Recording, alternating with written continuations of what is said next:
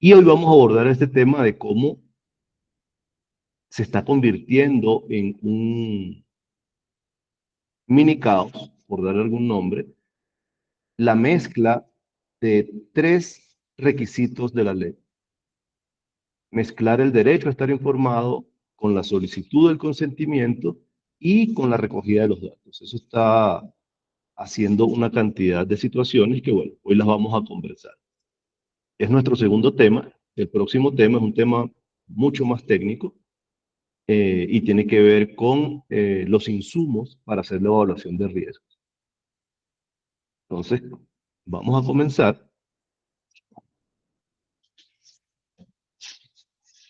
dando un poco de contexto sobre lo que es sobre dónde estamos ahorita y por qué nosotros estamos intentando traer a la luz esta figura del líder implantado. Entonces resulta que, como nos habremos dado cuenta, están ofreciendo, y hay en la actualidad realmente una cantidad de cursos, diplomados, eh, conversatorios que hablan del delegado de protección de datos. El delegado de protección de datos es una figura que la ley de protección ecuatoriana exige en uno de sus artículos, el artículo 49 específicamente, 48, aparece la solicitud de que las organizaciones tienen que contratar un delegado de protección de datos. Va a ser obligatorio para algunas organizaciones, por lo menos para las organizaciones eh, que manejan datos de categoría especial, es obligatorio. Es obligatorio para las empresas de vigilancia, es obligatorio para las empresas de seguros, es obligatorio para las empresas que ofrecen servicios médicos, es obligatorio para las instituciones educativas, por el volumen de datos especiales que manejan. Sin embargo, entendiendo por qué en una ley se exige que contraten una figura, podemos comentar lo siguiente. Nuestra ley de protección de datos, en el momento que no me escuchen, por favor, háganmelo saber, porque a veces mi aparatico ya cumplió su tiempo de vida y al parecer en ocasiones se va el volumen. Entonces, decía yo que para entender por qué una ley exige una figura de control, de supervisión, como lo es el delegado de protección de datos, hay que entender un poco el contexto de cómo nace la figura. Resulta que nuestra ley es una adaptación mejorada en algunos puntos del Reglamento General de Protección de Datos de Europa. Entonces, nuestra ley recogió la figura del delegado de protección de datos, que también se solicita en el Reglamento General de Protección de Datos Europeo. Pero ¿cuál es la gran diferencia? Que cuando nace el RGPD, que es el Reglamento General, hace ya 6 años, 8 años, pero 6 en vigencia, porque igual que aquí, aparece en el 2006 y la Comisión Europea entrega 2 años para que las organizaciones adapten sus esquemas de protección de datos a el nuevo requisito que es el reglamento. Entonces, ¿por qué tenían que adaptar? Porque ya Europa tenía 30 años de experiencia trabajando con protección de datos personales. Entonces, la figura de un delegado de protección de datos que tiene la función específica de supervisar y asegurarse de que estas organizaciones adapten sus esquemas de protección de datos a los nuevos requisitos del reglamento, era necesario, porque si no iba a costar mucho que estas organizaciones realizaran la migración. ¿Qué pasa en Ecuador? Que se copia la figura, pero nosotros no tenemos experiencia trabajando con datos personales. Entonces, ¿qué ocurre? El delegado de protección de datos es una figura a la que no se le permite tomar acción, ni tomar decisión. ¿Por qué? Él es un garante, él es un supervisor, él es un asesor de los responsables de tratamiento o encargados de tratamiento que son los que van a solicitar datos o recibir datos, para que adapten sus esquemas de protección de datos. Pero en Ecuador no existen empresas con esquemas de protección de datos porque nunca hemos trabajado con protección de datos. Entonces la figura del delegado queda un poco aislada, queda un poco en, en una incertidumbre de realmente qué hacer con este señor, porque si se le contrata, definitivamente no va a encontrar un esquema al cual supervisar. Y como no puede él decir, hay que hacer esto, hay que hacer aquello, entonces queda inhabilitado. Entonces las organizaciones pudiesen estar realizando una inversión en una figura que no va a ser útil. Es necesaria, es obligatoria, pero no es útil. Ese es el tema. Nosotros estamos haciendo una campaña para promover y desarrollar y capacitar y certificar, porque el mayo próximo va a comenzar nuestra certificación de líderes implantadores, avalado por una universidad. O sea, tenemos un esquema bien interesante, son 6 meses, la certificación, para certificar implantadores con los cuales, ahí sí, la figura del delegado de protección va a ser útil, porque va a poder supervisar lo que el implantador va a realizar. Entonces los implantadores son realmente hoy en día en el contexto ecuatoriano la figura que se requiere para poder diseñar, documentar, implantar y validar un esquema de protección de datos según los requisitos de la ley. Entonces, ¿qué hace un líder implantador? Pues él hace que se cumplan los objetivos para que exista un sistema de gestión para proteger datos personales, que las observaciones hechas por un delegado de protección de datos personales sean recogidas, interpretadas y transformadas en acciones, que se ejecuten las actividades del plan de protección de datos personales dentro del marco de las políticas en cada una de las 5 áreas. Eso lo vamos a ver hoy. O sea, las políticas no es la política de privacidad que está comúnmente siendo eh, colocada en las páginas web. Eso de hecho, y lo vamos a ver hoy, no tiene nada que ver con la ley. Eso no es un requisito de la ley. Eso es una práctica común y las personas, muchas organizaciones entienden que con eso ya cumplen con la ley de protección de datos personales. También el líder implantador permite que se cumpla con los programas que aseguran la resiliencia del esquema para proteger datos personales. Entre estos programas está la concienciación de titulares, concienciación y capacitación del comité de crisis, programas de simulacros de ciberseguridad, seguridad física en las bases de datos y todo el resto de requisitos y disposiciones que están en la ley y en el reglamento. El líder implantador también se asegura que existe una coordinación y una correcta ejecución de las rutinas de validación del cumplimiento del comité de crisis y del comité de mejora continua. Y va a tener como competencia, va a entender el marco regulatorio ecuatoriano y el entorno regional y global, porque también países vecinos están adaptando sus leyes de protección de datos a el Reglamento General de Protección de Datos Europeo. Ecuador tiene eh, la ley de protección de datos más moderna, por darle algún adjetivo calificativo, más moderna de la región. Y dentro del esquema mundial es una de las más modernas. ¿Por qué? Porque es la más reciente. Y bueno, recogió los aprendizajes de los últimos 5 años del Reglamento General de Protección de Datos Europeo. Por eso, nuestra ley tiene esta particularidad, solicita acciones, medidas y controles en 5 áreas: la jurídica, la técnica, la administrativa, la organizativa y la física. Mientras que en Europa solamente se piden 2 áreas, en la organizativa y en la técnica. Entonces nuestra ley, desde ese punto de vista, es mucho más exhaustiva, estricta, técnica que el mismo reglamento. El líder implantador va a tener también como una competencia la capacidad de diseñar un sistema de gestión para proteger datos personales.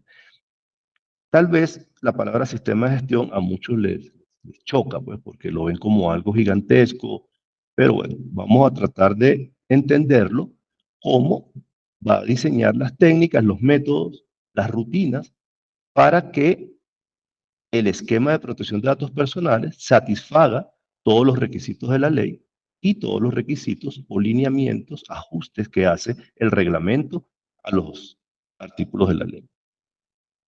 Va a tener la capacidad de hacer un análisis de riesgo de manera muy técnica, va a tener la capacidad de elaborar las evaluaciones de impacto, que son un requisito de nuestra ley, va a tener la capacidad de implementar las medidas necesarias en la organización, y porque es un líder implantador, pues entonces se va a hacer una competencia básica. Él va a entender cómo se puede hacer en función de las características de la empresa, del tamaño de la empresa, una implantación adecuada.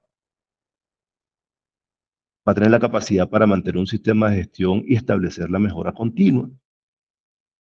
Porque en este punto, la ley de protección de datos tiene un enfoque a riesgos, entonces va a tener un comité de crisis y un comité de mejora continua o un comité de protección de datos personales si desea unir ambos equipos.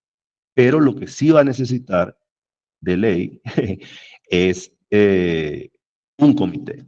Un comité no tiene que ser 60 personas, pueden ser 3, pueden ser 4, pero tiene que haber un comité que gestione el esquema de protección de datos personales, que por lo menos los primeros 18 meses, después de ser validado, tiene que ser mantenido para que haya cultura de protección de datos personales.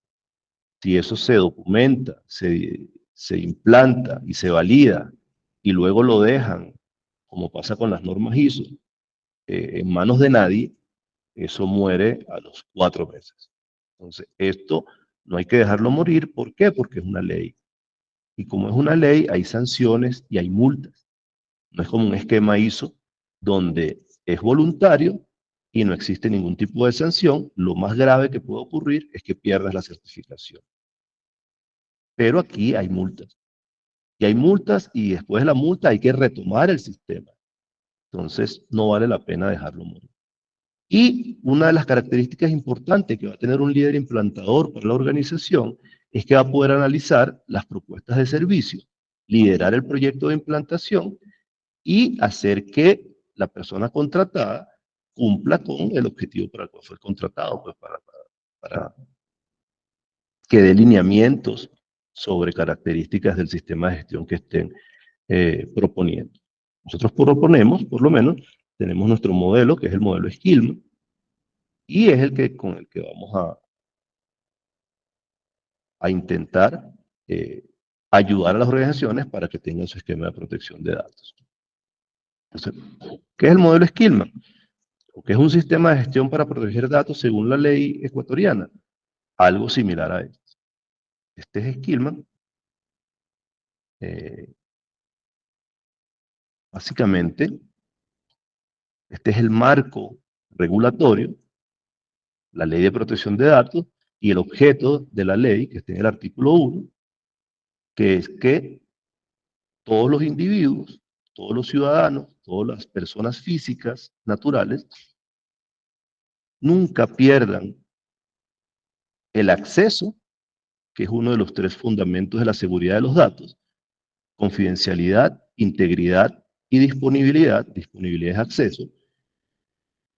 Un titular de los datos, y esto es importante que todos lo tengamos claro, un titular de los datos nunca, nunca, según nuestra ley, en otras leyes de otros países, el objeto cambia. Pero en el de nosotros, el objeto es: nuestros ciudadanos nunca deben perder el control, el acceso a sus datos. Entonces, esto es una joya de la corona. Cualquier tratamiento que hagamos, el más importante de todos, es nunca negarle el acceso a los datos del titular. El segundo, que tiene que ver con privacidad, es que nunca podemos quitarle el poder de decidir qué hacer y qué no hacer con los datos del titular. No es como lo que nos recibimos, que nos dicen: queremos sus datos y vamos a hacer esto, esto, esto y esto, lo vamos a compartir con este, aquel y el otro. Y eso está mal, porque el que tiene que decidir qué se hace y qué no se hace con los datos es el titular, no es la organización. Entonces, eso queda refrendado en el artículo 1 de la ley. el titular de los datos no puede perder, siempre tiene que tener acceso y nunca debe perder la capacidad de decidir sobre sus datos. Luego están el resto de requisitos de la ley, todos los ajustes y requisitos del reglamento, la normativa aplicable según el sector donde se desenvuelva la organización, sector económico, y las mejores prácticas internacionales, si desean fortalecer lo que es el esquema, que es lo que está aquí adentro. Otra parte del marco regulatorio son los ámbitos donde se desarrolla la protección de datos personales o de donde se obtienen datos personales. Entonces, básicamente son cuatro. El ámbito web es el más popular, todo el mundo cree, inclusive, que esto es una ley para los que tienen página web, y no, es una ley para toda persona que solicite datos personales, natural o jurídico, en servicio profesional o como organización. Si solicito datos personales para realizar mis labores, entonces tengo que tener un esquema de protección de datos personales, según el tamaño de mi empresa, definitivamente. Por eso, los que dan servicios profesionales como independientes tienen que, porque se transforman en lo que se conoce como el encargado de tratamiento, un servicio profesional se te encarga una actividad de tratamiento de datos personales y tienes que tener un esquema para proteger esos datos personales. Hay muchas maneras de que eso ocurra. Entonces, dependiendo del tamaño de la organización, hasta ser una única persona, uno puede recoger datos personales en estos cuatro ámbitos. En el ámbito web, en un puesto de trabajo, que es el ámbito físico, en alguna plataforma digital o en una tablet, en una memoria, en un teléfono, puedo tener datos personales. Entonces, estos son los cuatro ámbitos donde tenemos que identificar qué actividades de tratamiento estamos realizando. Y, como les decía, una de las más importantes, una de nuestras características únicas como país, que tiene ley de protección de datos, es que la ley exige que se tomen medidas en 5 áreas: el área técnica y el área organizativa, que es el común de todo el mundo. En el mundo todos, las leyes de protección de datos piden acciones en la parte técnica y en la parte organizativa. La de nosotros agrega la parte administrativa. ¿Por qué? Porque hay que asegurar que el modelo de mejora continua y el modelo de gestión de crisis, que básicamente es la resiliencia del esquema de protección de datos, tomen los aprendizajes de los errores que se vayan cometiendo en el día a día. Entonces, eso es administración, y las administraciones dependen de métricas, de indicadores de gestión y de objetivos estratégicos. Entonces, nuestra ley se asegura de que eso exista, solicitando que esas acciones sean documentadas. Hay un principio, que es el principio 10K de la ley. Los principios son obligatorios para todas las organizaciones, obligatorios. Ese es el tamiz con el que se va a cernir lo que estemos haciendo. Una vez que yo defino un esquema de alguna rutina para tratamiento de datos personales, cuando la tengo definida, el último filtro es pasarlo por los principios. Son K principios. La K creo que es 15, son 15 principios. Solo que no están por números, sino por letras. Entonces, el principio K, el último, es responsabilidad proactiva y documentada. Demostrada es la palabra que utiliza la ley. Entonces, todas las organizaciones tienen la obligación de tomar acciones y documentarlas, porque si no, no queda demostrada su responsabilidad proactiva. La parte jurídica, esto tiene que ver con los comunicados, con los contratos que tienen que hacerse en el ecosistema para formalizar las relaciones con el ecosistema de protección de datos, y la parte física, que tiene que ver con todo lo que son adecuaciones y actividades específicas de los comités de crisis o de mejora continua. Y nuestro Skillman tiene como mejor práctica todo el esquema de gestión o de técnicas, métodos y rutinas, para no decirle sistema de gestión, pero es un sistema de gestión. Está basado en el anexo SL, que es el anexo que define ISO como organización para que todos sus sistemas de gestión tengan la misma estructura y puedan ser integrables. Entonces, la ISO 9001 tiene la misma estructura que la ISO 14001, que la ISO 22001, que la 30001, que la 27001. ¿Por qué? Porque todos son ISO y todos tienen este esquema de 10 cláusulas. La primera en todos va a ser objeto y campo de aplicación. La segunda va a ser referencias normativas. La tercera son los términos y definiciones. La cuarta es el contexto organizacional. La quinta es liderazgo, que tiene que ver con roles, descripciones de cargo, cómo funcionan los procesos, si es piramidal, si es horizontal. Luego está la planificación, que es el plan que nace del análisis de riesgo, el soporte que dan algunas áreas, la operación como tal y todas sus implicaciones, en este caso, cómo se protegen los datos. Entonces aquí está el esquema de la ruta de los datos y las actividades de tratamiento la ruta de los datos para cada actividad de tratamiento. La evaluación del desempeño, que son las auditorías internas, y la mejora, demostrar que las tendencias que no están de acuerdo con el objetivo deseado tienen que ser mejoradas. Entonces, este es nuestro esquema, Skillman, y dentro de él aparece el ciclo PHBA, que es planificar, hacer, verificar, actuar, que es el ciclo natural de mejora continua. Y nuestra característica es que nosotros no trabajamos por procesos, sino que trabajamos por puestos de trabajo. Eso va a tener algunas diferencias, y eso es lo que va a hacer del líder implantador realmente un elemento eficiente a la hora de hacer implantaciones. Porque normalmente cualquier sistema de gestión, de hecho todos los sistemas de gestión, gestionan por procesos. Pero ¿qué ocurre? Esto es una ley que obliga a interpretar y a proteger actividades de tratamiento. Y las actividades de tratamiento no se dan realmente en los procesos, sino que se dan en los puestos de trabajo. Entonces, lo más eficiente para no perderse, y eso es parte de un módulo del programa, entender por qué los puestos de trabajo con actividades de tratamiento es más eficiente trabajar allí que en el proceso general. Entonces, por eso es que en nuestro esquema aparece esto. Y a cada puesto de trabajo se le hace el esquema de ciberseguridad. ¿Por qué? Porque hay mucha plataforma digital en las organizaciones de hoy en día. Hay CRMs, hay ERPs, hay plataformas para tratamientos específicos. Entonces, todas esas plataformas digitales tienen que tener un esquema de protección cibernética.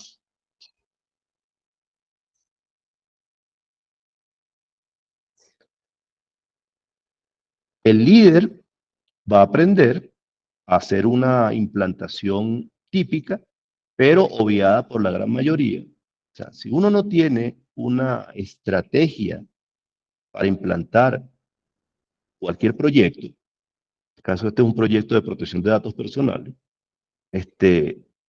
cuando te auditen va a ser muy difícil poder demostrar al auditor que hubo una secuencia lógica. Entonces, ¿qué ocurre? Algo que va a ser muy importante es trabajar esto como gestión de proyectos. Y un proyecto típicamente tiene dos etapas, puede tener tres, pero típicamente tiene dos. La etapa 1 siempre es el diseño, la documentación, como fase 1 de esta etapa 1. Luego viene la implantación de toda esa documentación, porque si no te quedas con un montón de papeles en la mano y no entiendes qué hacer con eso. Entonces viene la segunda fase, que es la fase de implantación. Y como tercera fase es la validación de que esa implantación fue bien hecha, que son auditorías internas.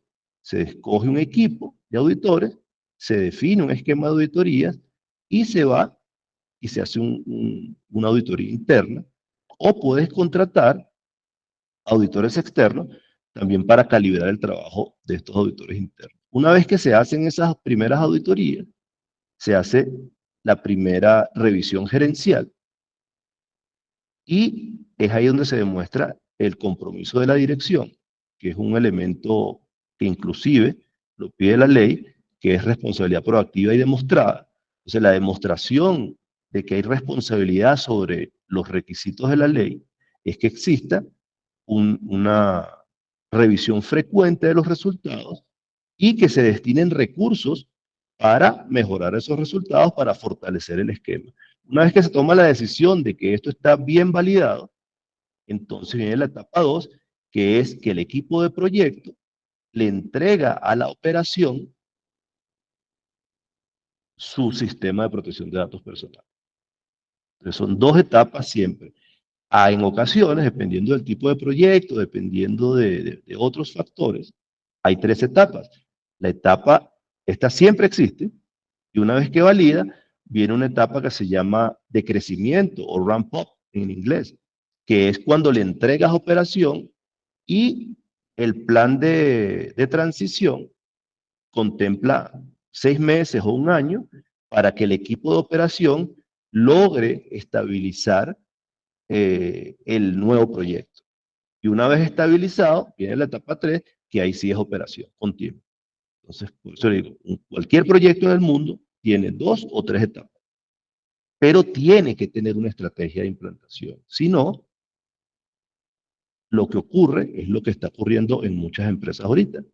Eh, Te venden un esquema y no te dicen en qué parte estás. Entonces, eso puede crear confusión, eso puede crear malestar.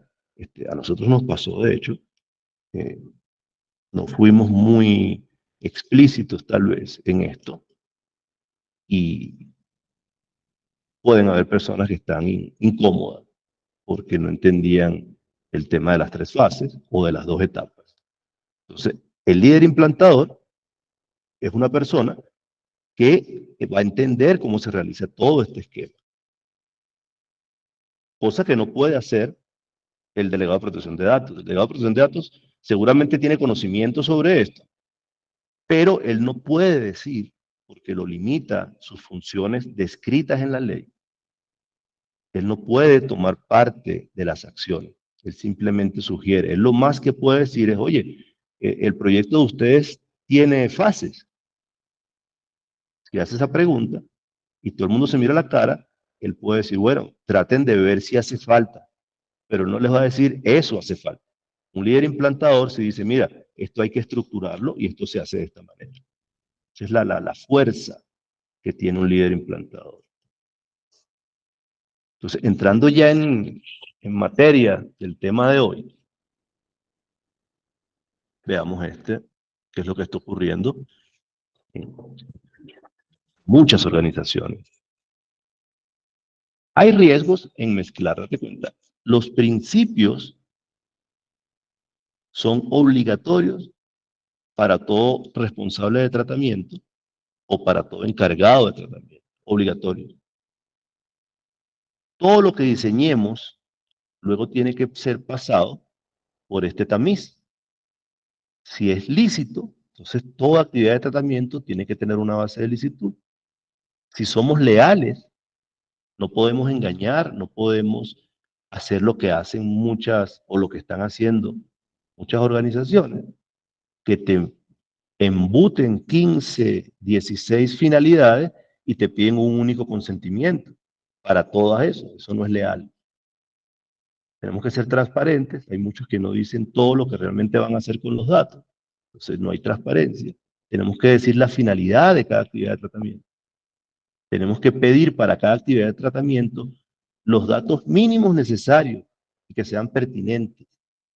No es que para hacer una tarjeta de descuento te piden la cédula de la abuelita, cuántos perros hay en la casa, cuántas veces vas a Estados Unidos. Eso no es problema, eso no es un dato que tú requieras para darme una tarjeta de descuento.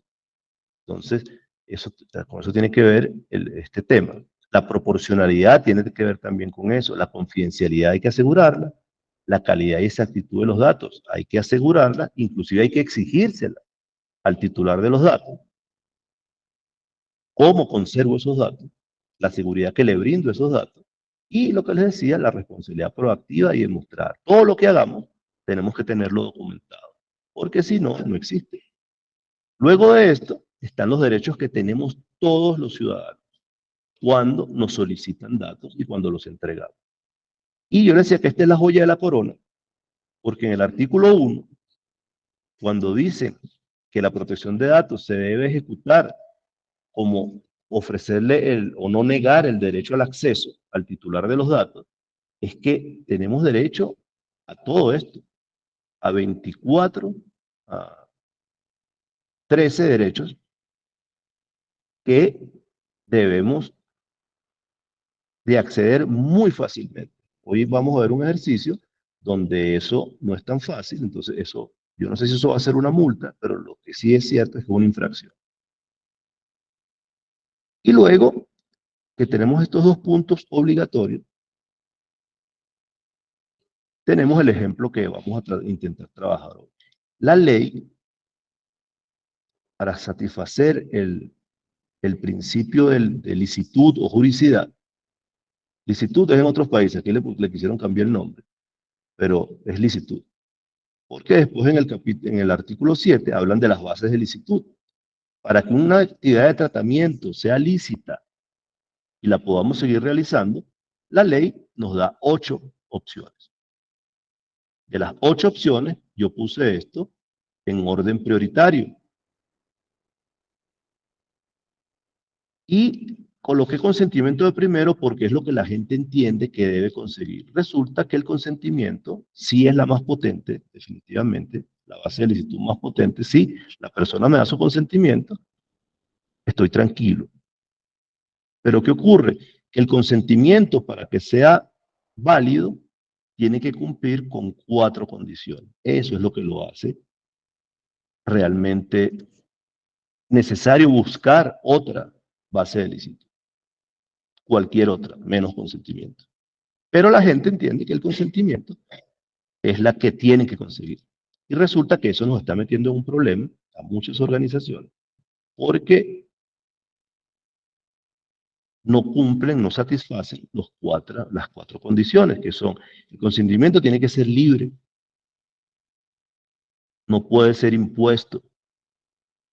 Yo no puedo colocar en un comunicado a un titular de los datos: firma aquí y ya tú me estás dando tu consentimiento libre, informado, específico e inequívoco. Eso es forzarlo a que me dé el consentimiento. Entonces ya por ahí perdí. El consentimiento no puede ser como lo piden los bancos o las grandes cadenas de autoservicios, que te dicen: si no me das el consentimiento, pierdes este beneficio, pierdes este otro beneficio, o ya no puedes abrir una cuenta. Pues eso vicia el consentimiento. Entonces, si no tienes otra base de licitud, estás tratando datos de manera ilegal y eso va a tener unas consecuencias: multas, sanciones, pero estás tratando los datos de manera ilícita. Entonces, por eso, este señor consentimiento, el líder implantador va a tener clarísimo que es la última opción que él va a buscar. La última opción que él va a buscar. ¿Por qué? Porque tenemos otras 3 que son de fácil uso y funcionan mejor que el consentimiento. O sea que cualquier empresa, para tener una relación con otro, necesariamente va a tener que tener un contrato. Entonces, la ley nos entrega los contratos como base de licitud. La mayoría de empresas tienen un ente regulador por sector económico. Entonces, si tenemos una obligación legal, eso también es una base de licitud para solicitar datos personales. Entonces, si yo para contratar, para vincular a un empleado, yo requiero su consentimiento, pero lo que realmente voy a utilizar son las obligaciones legales. O sea, la ley de seguridad social, la ley del trabajo, las leyes del CRI, que me obligan a tener datos de las personas que le realizo pagos y todo eso. Entonces, hay una obligación legal.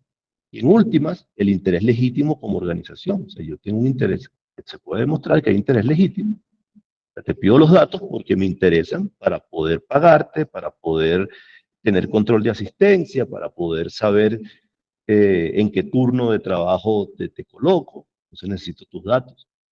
Entonces, ahí hay intereses, un interés legítimo. Luego hay otras que no, no son de mucha ayuda, sino en situaciones realmente especiales, que es compartir datos o tomar datos de una base de acceso público.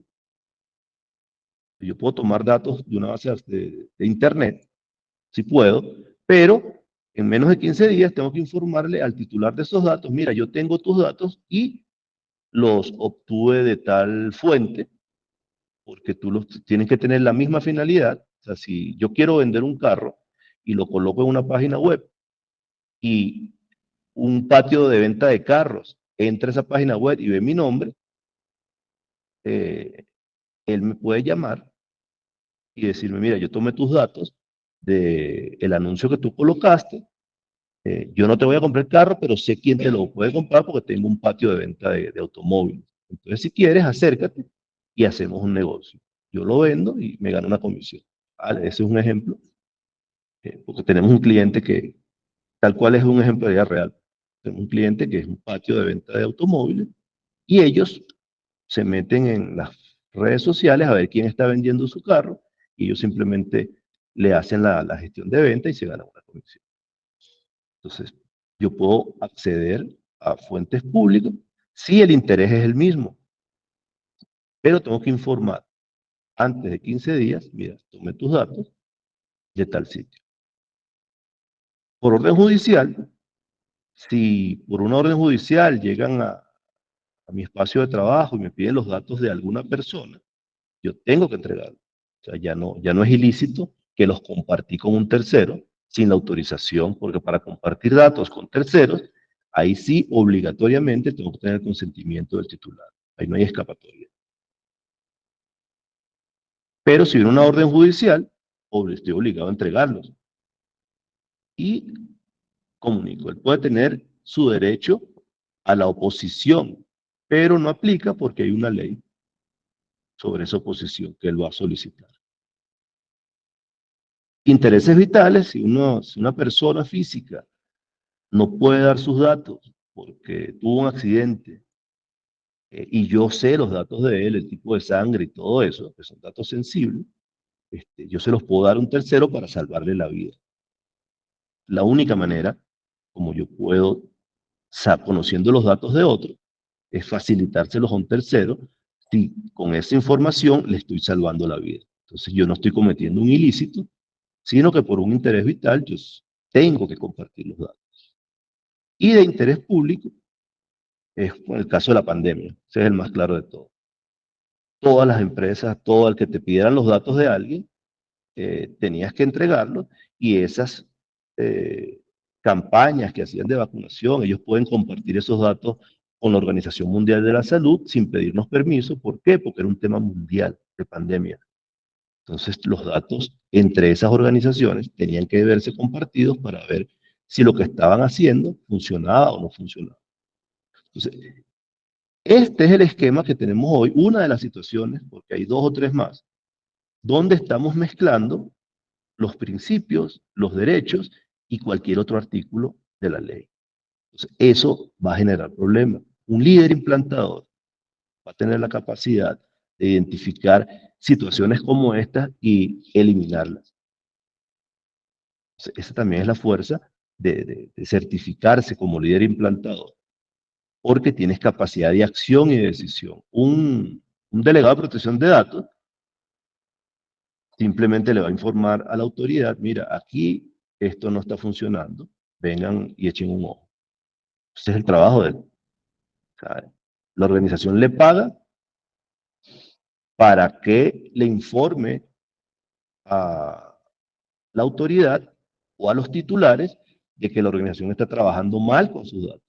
O sea, es el policía que tiene el ente regulador y los ciudadanos pagados por una organización. Entonces, eso suena raro, pero es así. O sea, le vamos a pagar a una persona para que nos, no sé cómo es la palabra técnica, pues, para que le diga a la autoridad, mire, esta gente no está cumpliendo con sus obligaciones.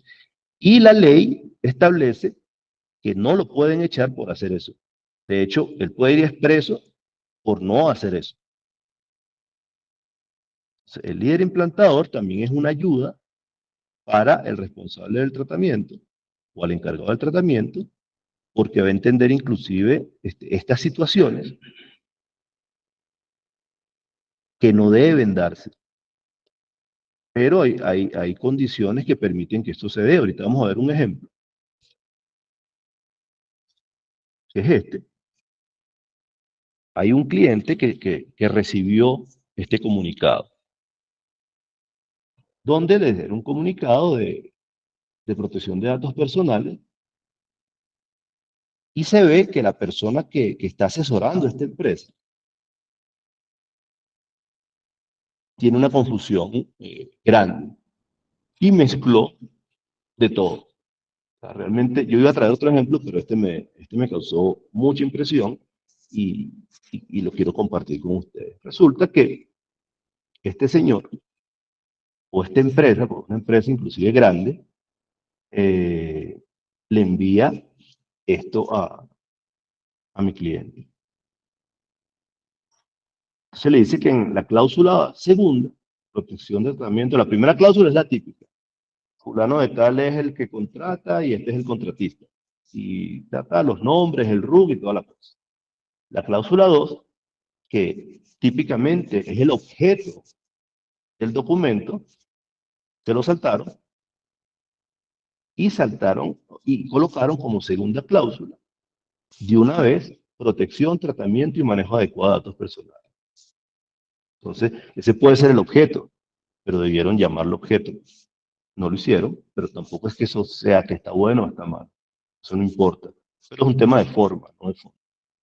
Pero por formas debió haberse llamado objeto del convenio. Y arrancan con esto, con el consentimiento. El consentimiento, como yo les decía, para que sea válido antes de solicitar, hay que informar al titular de los datos de que en algún momento se le va a solicitar datos personales y él tiene el derecho a decir sí o no, pero no de entrada soltar consentimiento. Esto ya es algo indebido. Yo no sé si esto va a ser una sanción, si esto va a tener multa, eso ya lo definirá la autoridad cuando comience sus funciones. Pero lo que sí es cierto es que no es una manera adecuada de iniciar algo que tenga que ver con protección de datos. O sea, aquí dice que el contratante y el que va a contratar sus servicios, que esta es otra, por eso lo pongo aquí como punto 2. Resulta que este señor, esta organización, es un encargado de tratamiento. Entonces, cuando uno es un encargado de tratamiento, uno recibe del titular, del responsable, los datos personales porque él quiere compartirlos, porque él necesita compartirlos. Entonces, no soy yo como encargado el que coloca las condiciones, es el responsable o el titular el que pone las condiciones. Entonces, resulta que este convenio, este señor encargado, le dice al titular, a su contratante, yo voy a hacer con tus datos esto, lo que a mí me da la gana, por decirlo en palabras criollas. Eso está mal también. A un encargado de tratamiento no le dice al titular, yo voy a hacer esto y esto con tus datos. ¿Por qué? Porque ¿quién es el dueño de los datos? El titular o el responsable del tratamiento al que el titular le confió sus datos. Entonces no es un encargado de tratamiento el que decide qué es lo que va a hacer con los datos. O es el responsable o es el titular, que son los dueños del dato. Entonces, él argumenta que por el formulario conozca a su cliente, que es una base de licitud legal, porque la UAFE obliga a que esto se haga en la debida diligencia. Entonces, él dice, el contratante o remitente, de forma libre, previa e informada, esto lo colocó al revés, está mal redactado, otorga el consentimiento para uso y tratamiento de sus datos personales entregados a la empresa, Resulta que aquí ya de libre no tiene nada, porque el que está diciendo que lo otorga soy yo en el texto, no es un consentimiento libre. De hecho, lo estoy obligando porque ya lo puse aquí. Entonces, no es libre. Ya este consentimiento no tiene ninguna validez.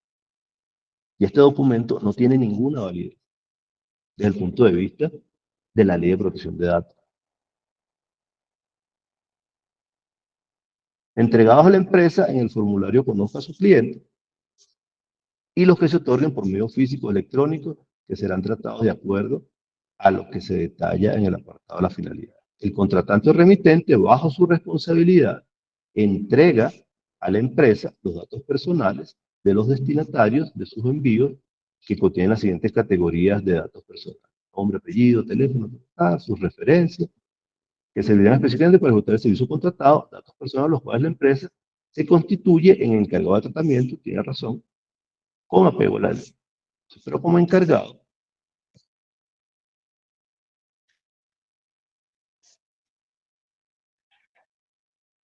yo no puedo hacer esta cantidad de cosas. Y hay otros tres. Las finalidades del tratamiento, esto, según el derecho a la información, hay que definirlo antes del consentimiento. Entonces ya por secuencia lógica, ya tampoco el consentimiento tiene validez porque estoy informando de las finalidades después de solicitar el consentimiento. Eso no fue previo, fue posterior. La finalidad del tratamiento de los datos personales del contratante por parte de la empresa se efectuará acorde a la política de tratamiento de datos personales de esta última, de la empresa, que se encuentra publicada en su página web. Vamos a ver el ejemplo de lo que la gente publica en las páginas web. Las finalidades son obtención de la información proveniente de las centrales de riesgo. Esto es lo que ellos dicen que van a hacer. Gestión con la relación contractual, estadísticas, encuestas, satisfacción, análisis de riesgo.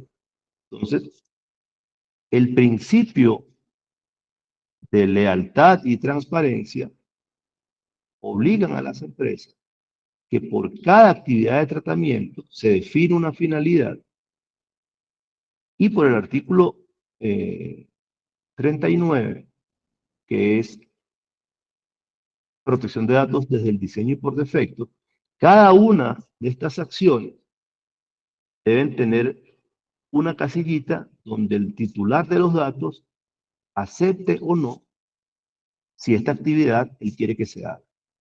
Eso está en el artículo 1 también, que es el derecho a decidir qué van a hacer con mis datos. Entonces, no es que tú me digas que yo voy a hacer todo esto sin antes darme sin el de mi derecho a tener control sobre mis datos.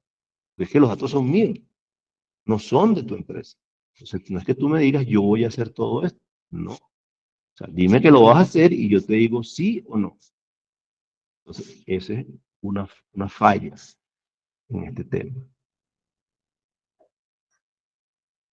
Y luego tenemos esta otra, donde dice que como encargada de tratamiento de dichos datos personales, de tal forma que incluyan datos personales sensibles o no, o sea, eso no es problema mío, dicen ellos, y sí es su problema porque la ley define características distintas para datos sensibles o no, o para datos de categorías especiales, que es el término correcto, o no, en su sistema y base de datos, y pueda dar tratamiento a su información requerido para la celebración y ejecución del presente contrato de servicio. Entonces, si este es un contrato de servicio, como lo menciona aquí, de entrega a un destinatario, porque tú tienes que hacer estadísticas, eh, buscar en fuentes públicas sobre mis datos, hacer encuestas. Nada de eso tiene que ver con el fin, que es entregar un paquete.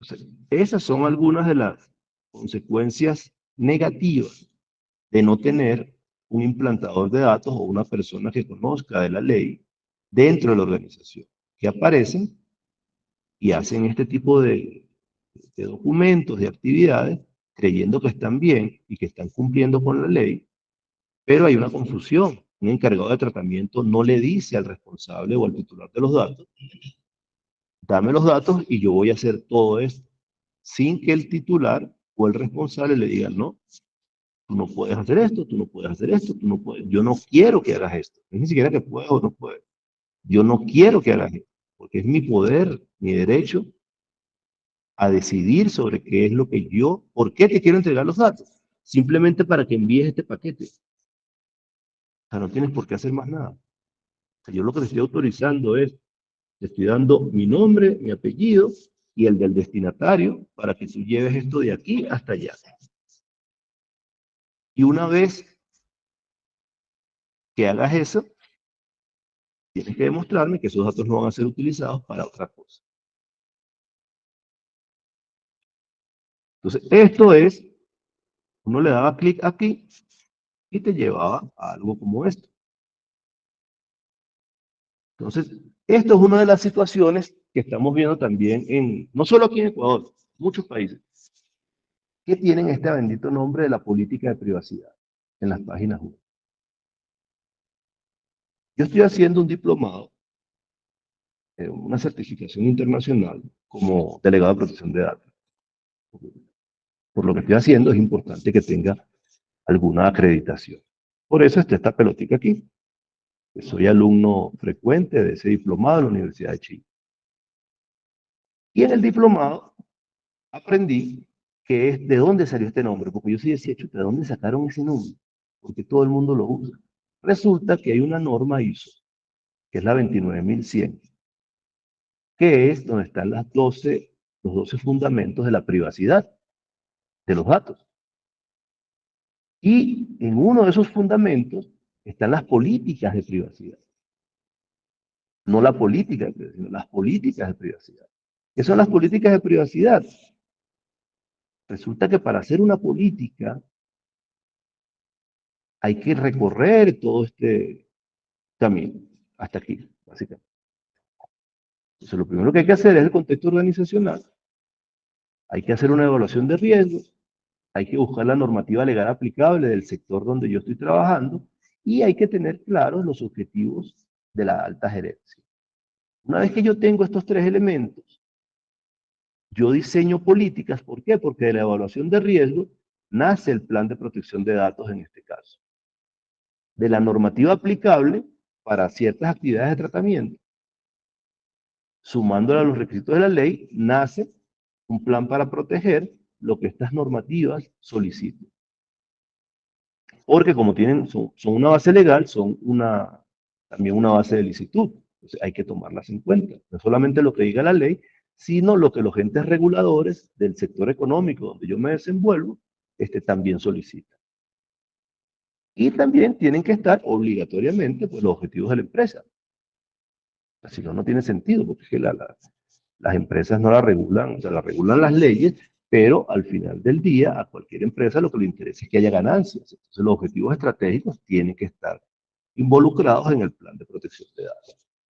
¿Por qué? Porque si no proteges los datos puedes tener una multa, hay un tema reputacional y pueda que los objetivos de la empresa se vean afectados, la continuidad del negocio se vea afectada. Entonces, estos tres elementos son vitales para que el plan de protección de datos tenga sentido y sea útil a la organización. Una vez que yo tengo el plan de protección de datos, que es básicamente una serie de controles por cada actividad de tratamiento, yo tengo que definir las políticas para que toda la organización haga las cosas de la misma manera. Eso es una política y por eso se llama gobierno de los datos. En administración clásica, digo clásica, pues cuando yo estaba muchacho, que tenía 25, estaba estudiando todavía, en administración clásica se hablaba de estrategia, administración y operación. Hoy en día tiene otro nombre, GRC, que es gobierno, riesgo y cumplimiento. Pero es la misma cosa. Solo que para refrescarlo, le han dado, porque hoy en día hay oficiales de cumplimiento en todas las organizaciones, o por unas organizaciones grandes. Hoy en día todos los sistemas de gestión tienen enfoque a riesgo. Y hoy en día la parte estratégica, la parte de políticas, se llama gobierno de datos, de información, de la calidad, del ambiente. son las políticas las que gobiernan. Y las políticas, eso sí es una novedad de hace 10 años para acá, y es gracias al enfoque en riesgos. Las políticas ahora son dinámicas. ¿Por qué dinámicas? Porque una organización con enfoque a riesgos, cada 6 o 9 meses, hace una nueva evaluación de riesgos. Y esa nueva evaluación de riesgos afecta al esquema de controles definidos en el plan. Aquí voy a colocar aquí, voy a mejorar esta lámina. Voy a colocar aquí el plan de protección de datos. Hace que el plan de protección de datos cambie, y esos cambios en el plan de protección de datos, o en el plan de protección de la calidad, o en el plan de protección del ambiente, pudiesen generar cambio en las políticas.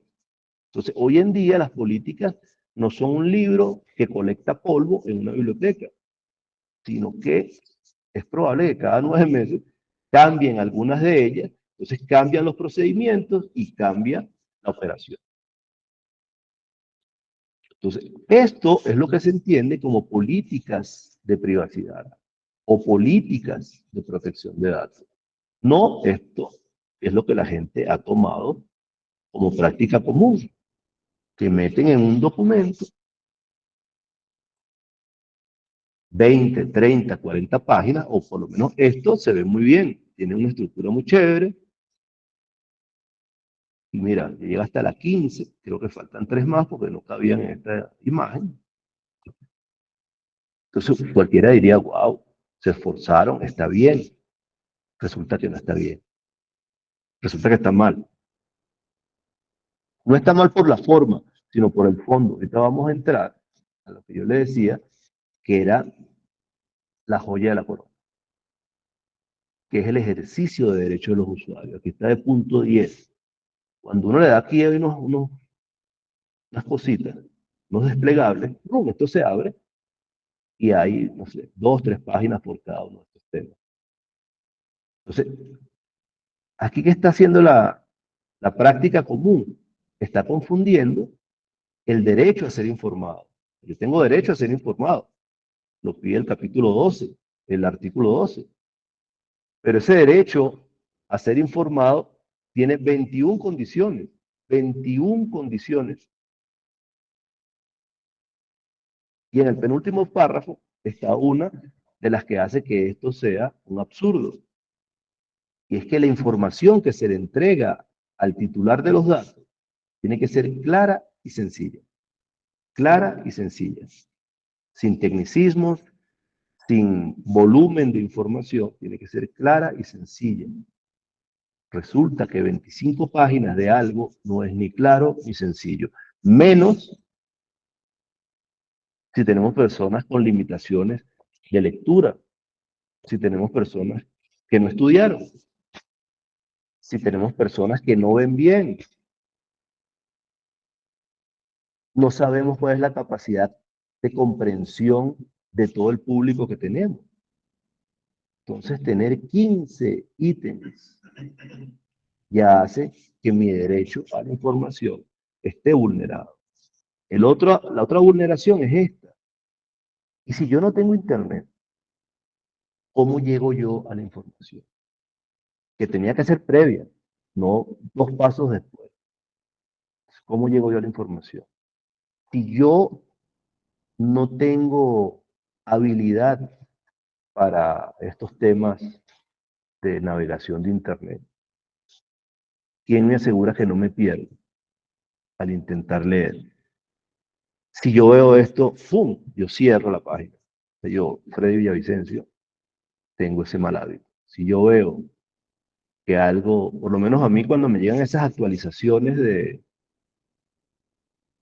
de Google o de los exploradores de Internet, y te dan 70 pasos y después te preguntan, ¿le pareció fácil? Pues claro que no me pareció fácil, es que ni siquiera lo intenté. En lo que me llegan las actualizaciones yo borro eso, y, o sea, no las hago porque me fastidia.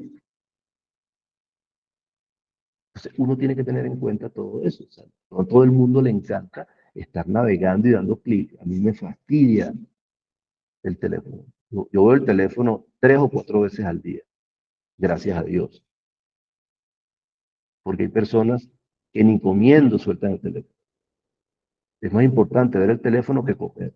O sea, yo tengo 4 años que el teléfono es mi última prioridad. Lo tengo que revisar porque por ahí trabajo, por ahí me comunico, pero eso de estar viendo, mi única red social es LinkedIn, porque entiendo que hago un bien a terceros, publicando, compartiendo mi conocimiento,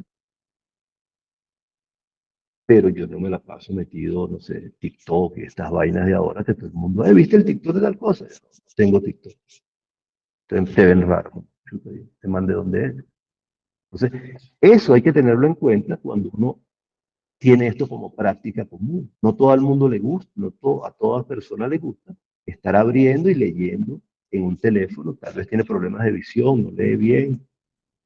Entonces, eso también es otra vulneración a mi derecho a estar informado, a que mandan este volumen de información de algo tan sencillo como decir, ve, te vamos a pedir tus datos personales porque el envío que quieres hacer requiere que sepamos quién envió, quién va a recibir, y para eso necesitamos este dato y este dato. Para informarme eso, yo no necesito entrar aquí. Entonces no sé por qué es una práctica tan común. Entonces, las joyas de la corona, que tienen que estar a un clic, entonces posiblemente aquí ya están a 2 clics. Le doy clic a la página, le doy clic a usuario y aparece esto, derecho de los usuarios. Entonces me dice, están todos los derechos, chévere, falta uno, de hecho, no sé por qué no lo colocaron, falta el 20, sí, el 24, que es el derecho al ejercicio de derechos, imagínate tú. Ese no está aquí, falta un derecho.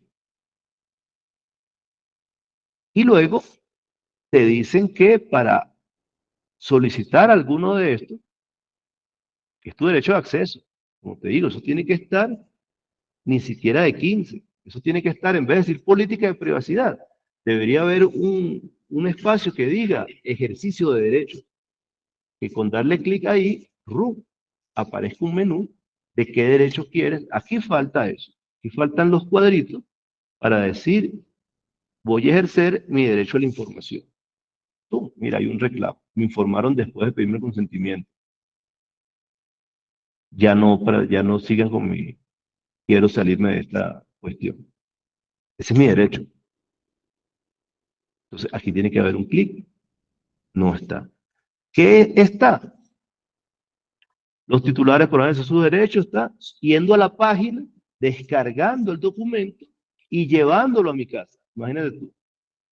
Entonces, si la sede principal está aquí donde vivo yo, por La Tufiño, y yo vivo en Chillogallo, entonces yo tengo que echarme el viaje de Chillogallo a La Tufiño para entregarte a ti y ejercer mi derecho, que es mío, no es tuyo, o sea, la comodidad, y lo dice la ley en el artículo 12. Tiene que ser expedito prácticamente lo que, la manera como yo haga mi ejercicio. Tiene que ser muy fácil, tiene que ser más fácil o por lo menos tan fácil como cuando me pediste los datos. Entonces, ya hacer toda esta vuelta, yo no la tuve que hacer el día que entré a la página web y tú me pediste los datos. Entonces, ahora tengo que pagar pasaje, tengo que hacer un montón de cosas, tengo que descargar. Y si no tengo internet, ¿cómo descargo este documento? Entonces me estás vulnerando, me estás limitando mi derecho. Entonces, esto es un error que están cometiendo muchísimas empresas.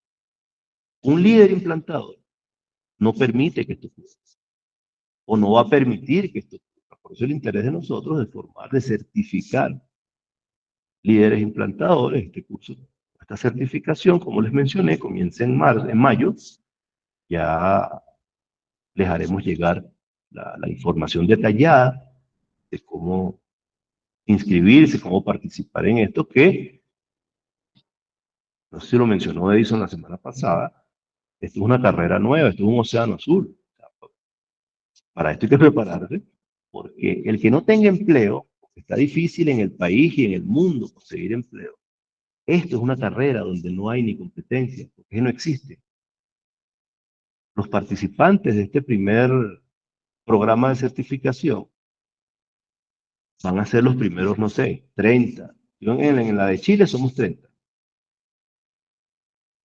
Y claro, vale $2.500. Es un platal.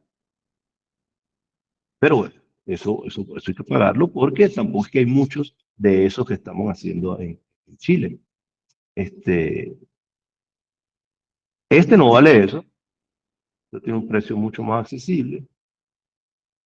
Y la gran oportunidad es que quedo certificado con un aval universitario, el aval de los profesores que somos con este sello internacional, porque yo voy a participar en las clases de esto, y van a tener una profesión que está en auge, porque gracias a Dios ya está la ley, ya está el reglamento, y ya está el señor Fabricio, que es el superintendente. No ha entrado en función, pero ya sabemos quién es. El ecosistema está completo. Ahora, este señor tiene que romper la inercia y hacer que eso funcione. Y lo primero que van a requerir son implantadores.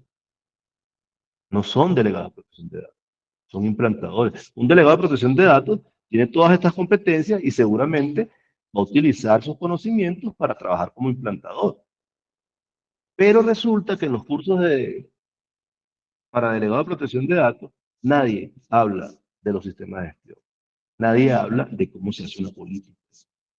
Todos hablan de las políticas y muchos confunden con esto. Pero nadie te dice cómo funcionan, cómo nace una política, cómo nacen los procedimientos, cómo nacen los formatos. Todo eso lo van a aprender en el programa de líder implantador. Entonces, bueno, terminamos ahí con las justas. El próximo tema es insumos para la evaluación de riesgos y selección de controles. Este es importantísimo. Va a ser de este estilo, tipo charla, pero bueno, van a tener un montón de información valiosa. ¿Por qué? Porque esto es algo que la gente lo está tomando a la ligera y esto es el pilar de todo del plan de protección de datos personales. Y yo he estado en algunos conversatorios, porque es bueno estar en la mayoría, pues, donde uno pueda, para entender qué dicen unos, qué dicen otros. Y donde han tratado este tema, lo han tratado como si fuera algo muy sencillo, muy ligero, y resulta que esto es súper denso, súper denso. Y hay que hacerlo de esa manera, porque si no, vas a incurrir en gastos altísimos. Uno de los insumos para esto fue lo que vimos la semana pasada, la evaluación del estado de la técnica, que es una herramienta que tienen las organizaciones, como seguramente lo mencionó Edison y yo lo mencioné al final cuando entré. Es la herramienta que tienen o que ofrece la ley a los responsables encargados de tratamiento para que puedan hacer sus inversiones, porque esta ley exige inversión. Esta ley no es barata, esta ley exige inversiones y puede ser muy cara si no se realiza un estudio del estado de la técnica adecuado, si no se hace una selección de controles adecuada, si no se hacen las evaluaciones de impacto adecuadas. Entonces, todos esos insumos para poder seleccionar controles y hacer la evaluación de riesgo, nadie los está tratando de manera técnica. Nosotros en nuestro programa de formación, de certificación de líderes implantadores, van a salir con un nivel técnico alto para poder realizar este ejercicio. Entonces, yo agradezco a todos su presencia.